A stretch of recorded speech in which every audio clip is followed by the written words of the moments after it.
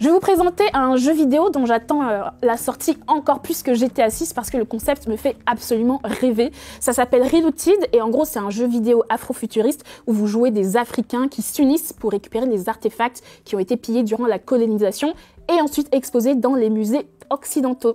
Pour vous donner du contexte, imaginez qu'on est à la fin du 21e siècle et les musées ont signé un traité où ils promettent de rendre les œuvres. Sauf qu'ils arrivent à exploiter une faille du traité qui leur permet de ne pas retourner leurs biens aux Africains.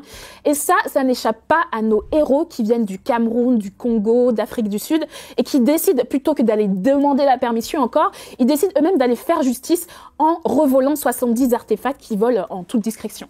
Concrètement, dans le jeu, vous montez une équipe, vous préparez votre plan de fuite, vous récupérez les œuvres et vous fuyez en faisant du parcours avec le personnage de Nomali que j'adore. Bon, vous en doutez, hein, comme d'habitude, comme pour Yasuke, ça hurle au wokisme parce que des noirs volent.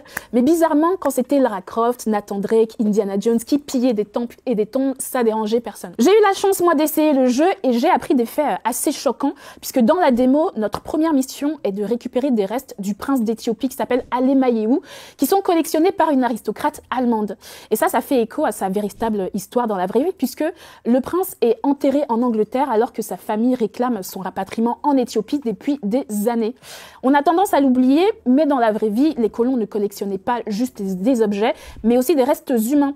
Pendant longtemps, on pouvait les retrouver d'ailleurs aux zoos humains du jardin d'acclimatation à Paris.